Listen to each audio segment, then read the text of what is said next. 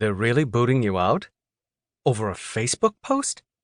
MA2 Tristan Holloway folded his arms behind his mostly untouched beer bottle and stared at the small table between us. Yeah, admin separation, and my lawyer is pretty sure they're not going to let the grass grow. 2 months, and I'm gone. I whistled, sitting back in my chair. Damn, that's harsh. Yeah, it is. He laughed bitterly and reached for his beer. Guess I shouldn't have incited mutiny or disobeyed a lawful order. I rolled my eyes. For fuck's sake. I think you were stupid to post it, but they're making... Well, I mean, you didn't incite mutiny. Yeah, well, he muttered into the bottle. Not much I can do about it now. Watching him across the table, I actually felt sorry for him. We hadn't gotten along at all since he'd been transferred to our shitty little base on the down east coast of Maine, and there'd been times when finding out he was getting booted would have made my day, but he wasn't actually a bad dude. Not someone I had any desire to be friends with, not someone I wanted to work with, but someone who didn't deserve the shit hand he'd been dealt, which was part of why I'd bitten the bullet and taken him out for beers tonight after shift. I could think he was an asshole and still believe he deserved a couple of drinks and a designated driver after getting shafted like that. And, quite frankly, I owed him more than a drink. Though I hadn't joined our chain of command in using Holloway's post to sink his career, there was no denying that the way things had gone down was partly my fault. I felt like shit about that. A few weeks back, one of our coworkers who was friends with him on Facebook had shown me the post. I'd confronted Holloway, and true to form, we'd gotten into it. Though I outranked him, and I was his supervisor, he never hesitated to tell me exactly how he felt about things, including my leadership methods and where I could stick them.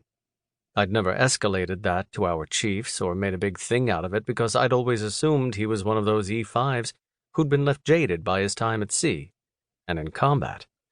And with some time and patience, okay, maybe I wasn't that patient, he'd mature into a solid cop, a good sailor, and maybe even a decent leader.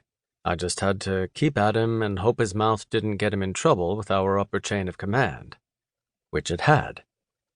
I tried to handle the post in-house, mostly by telling him he was playing with fire and that he'd take it the hell down if he valued his career. He definitely didn't want any of our senior leadership to catch wind of it because they had little, if any, patience for insubordination and had, shall we say, some political leanings that would seriously color their response to that particular post. Chief and Holloway had butted heads over politics from day one, and I swore Chief had been itching for ages to find a reason to use Holloway's leftist bullshit to screw him over. He'd even tried a couple of times to insinuate that Holloway was part of Antifa, something another chain of command had successfully used to threaten a friend of mine into keeping his beliefs to himself. So I'd confronted Holloway on my own. Holloway had lost his temper, I'd lost mine. It had escalated into a shouting match that had drawn Chief Larson's attention, and Chief had asked what was going on.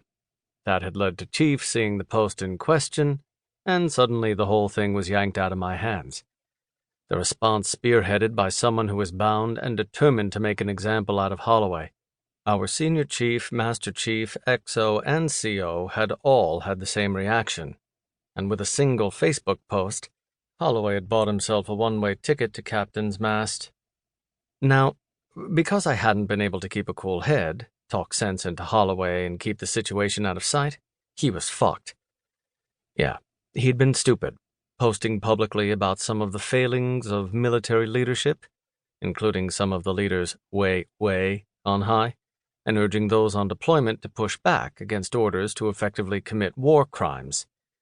It wasn't that I disagreed with him. In fact, I didn't.